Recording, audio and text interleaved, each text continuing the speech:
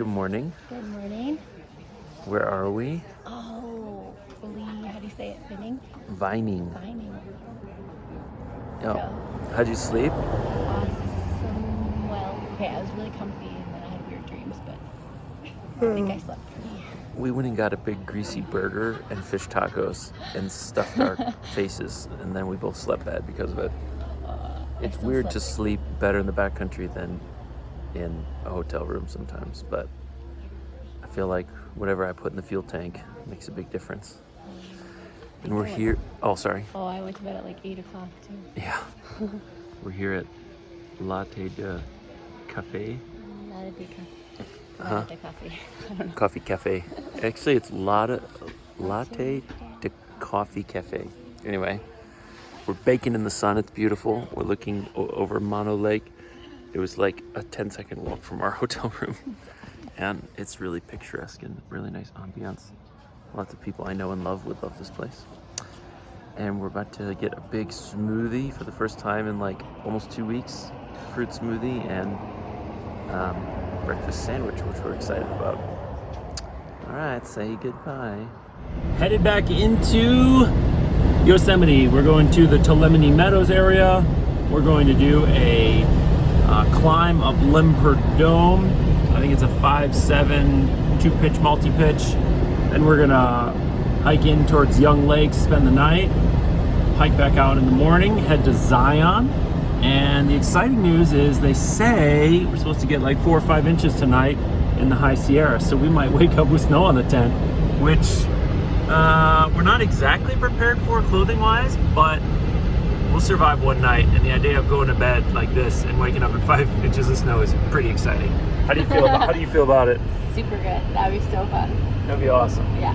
It'd be a wonderful finale to our time in Yosemite. Gearing up for Lembert Dome. It's gonna be a shorty, only 300 feet, 2 pitches. It's gonna be nice and relaxed. It's not even noon, so we got a bajillion hours of daylight. Only 300. Not gonna get caught out in the dark again, although we have the headlamps anyway. If we use the headlamps, then that's really just a disastrous day. We just loved it on top of that. We just wanted to stay out there. Yeah. How you feeling? I'm feeling good. Feeling good. It's not so hot. That's nice. Yeah, it's cool here in the upper part, Yeah. the High Sierra, and it's breezy too, isn't it? It's pretty breezy. Kind of breezy. See if you like that later. Yeah, I'm in a wind jacket to cut the wind because it feels like that's what's gonna cause us to get cold. And then cribbage and coffee on top of the dome, right? Cribbage, coffee, and snacks. Yep. There we go. Check out these cams. Ray Jardine, you're a genius. Aerospace engineer too, of course. There she is, there's the dome. It's beautiful, huh? Big old chunk of granite. I guess you can climb up those grooves right there, but we're not gonna do that. We were told it's touristy and there's not a lot of gear placement, and it's just, yeah, it's novel, but not really challenging and really not even that safe. We just do the safe stuff, right? Safe steps, good. Only safe stuff. I'm already out of breath. So pathetic. Nice little hike up. That's what we're climbing. There's a 510B trad route over there, which we're not doing. We're doing a 5.6 with a slight 5.9 variation move in it called Northwest Books. The sun, we're gonna be in the shade for a while, which is nice. And the sun's gonna peek over probably while we're climbing. This is what a third class scramble looks like. Not a big fan. Not a big fan. Yeah, you'd rather be on the rope. You don't normally use a rope for class 3 terrain, but doesn't mean it wouldn't make you feel better. You want me to come down and give you a hand?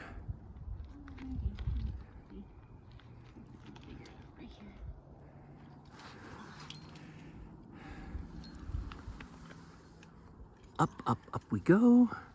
I think that's Cathedral Peak over there, but don't quote me for sure. It's pretty either way. We got about halfway up the dome and we just decided to bail. It's extremely windy up here and Michelle got really creeped out by the class 3 terrain without the rope. And the route continues up over this kind of intimidating part that I just didn't want to leave her and be out of sight, out of earshot, even though we have the walkie-talkie. So I just lowered her down there and I'm gonna rappel. Well, sometimes you gotta bail. And I suppose bailing for your wife is the right reason. So I'm rappelling now. I've extended my rappel. I got a Prusik third hand, so I can go hands-free. And I'm still on the side of a mountain in the sun, so it's really pretty. There's Cathedral over there. It's nice. Well, kind of a crappy morning, huh? Yeah. We took the absolute, that's the tree right there that we had to belay from. I took the absolute worst way to get there. It's like nasty class 4. Instead of just going up the easy way, which didn't look like the easy way to me at the time. It still doesn't look that easy to me. Yeah, it is. It is easy that way.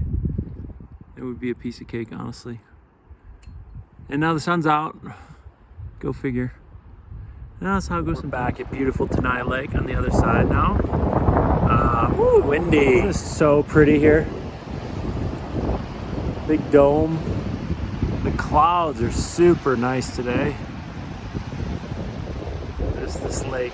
Love this lake so much. Oh yeah, backed up against a little tree. Bit of a windbreak. It's really windy, but it's really wonderful. The sun is just beating down, and you're so grateful for it. You got a view. I mean, it's just one of the most beautiful places on earth right here. Oh yeah, I'm gonna eat some trouts. Skinless in canola oil. Yummy. Give me some trouts. Coffee's brewing and we just started talking about what happened to us up there and just how it's natural to be afraid of things. And some of what happened was worth being afraid of. We got kind of trapped on some class 4 terrain, which, you know, could have been really bad if we had fallen. I mean, could have been fatal if we had fallen.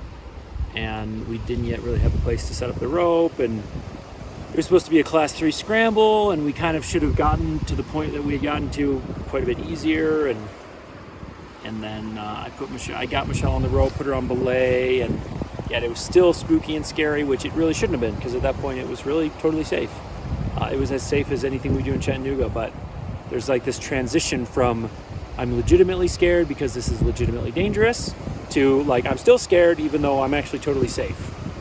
And so we're gonna have a nice long break and then we might go back and try it again, having a better approach to get up to the belay station. And then also it's obviously still windy but really super sunny, which would have made a big difference up there. I mean, we were almost shaking and almost shivering. So it was, you know, we're here to have fun, not to conquer and brag about it. I mean, it's a 5-6 climb, so where's the bragging anyway? Anyway, in the meantime, we're here tonight. It's just absolutely breathtaking. I'm sorry, you're probably sick of hearing that.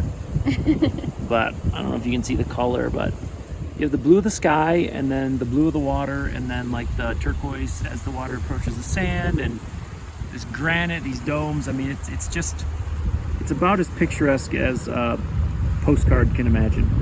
Anyway, we came back to do the dome, but the weather's looking dodgy, the wind's picking up, and there's calling for snow later this evening, which means there could be some funky weather that comes in first. So we're gonna abandon old Bert, but we'll be back with a vengeance. One day. Someday. And you better watch out for us, Lemmy. Because we ain't gonna take no for an answer. Looks sunny now. Aww. This place is super cool. It's this insane bakery. Michelle is in heaven.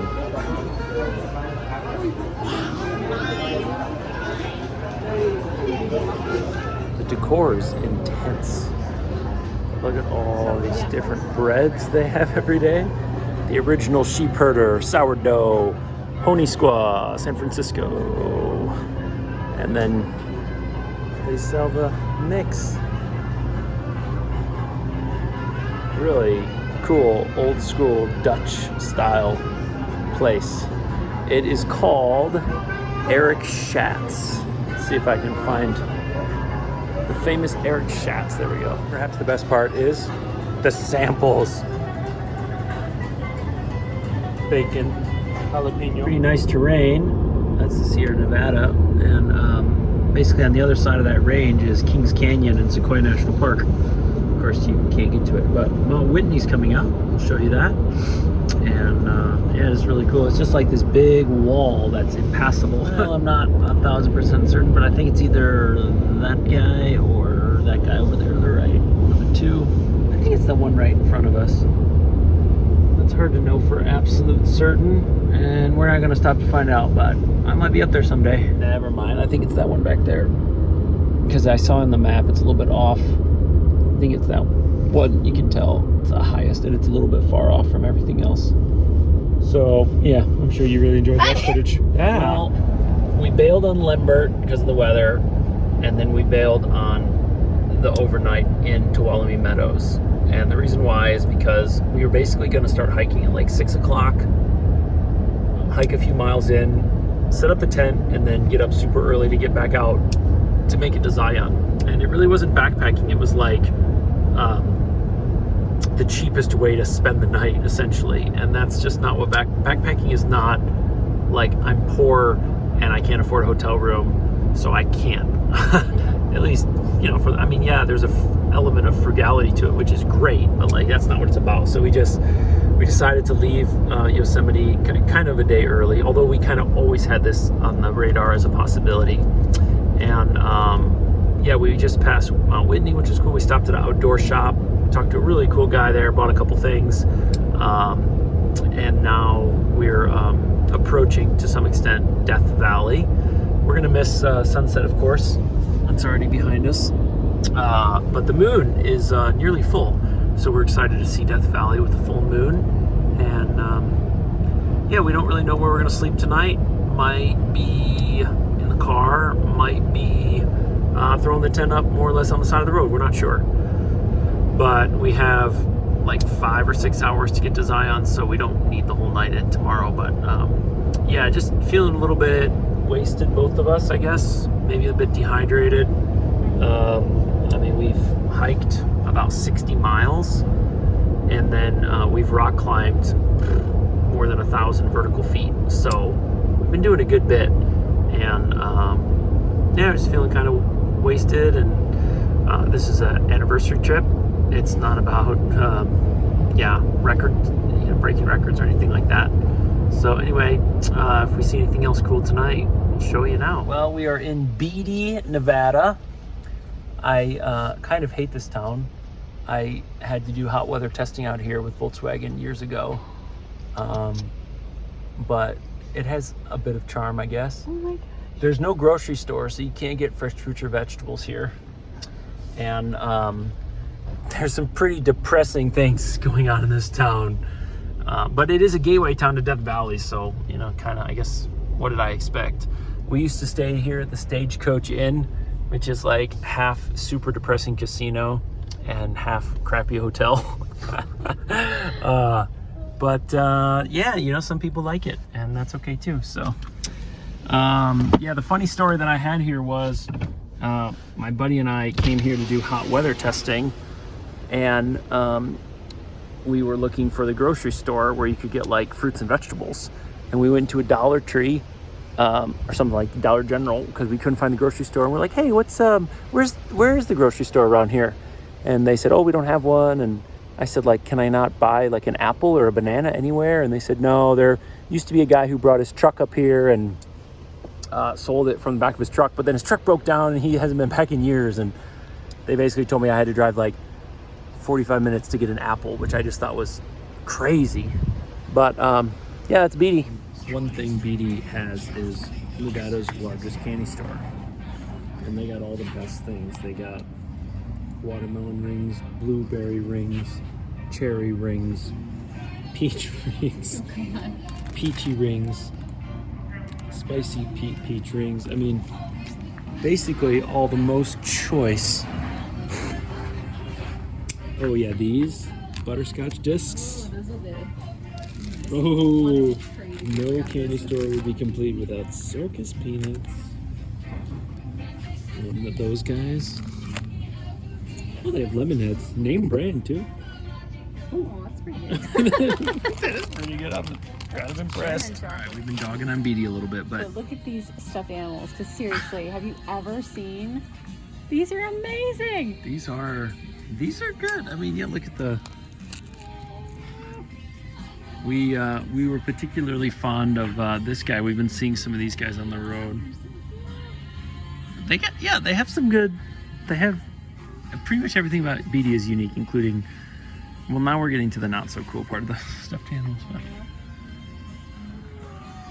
our little guy loves raccoons right now so much. All right. Oh, that bunny's really cute. Look at that bunny. It's a cute bunny.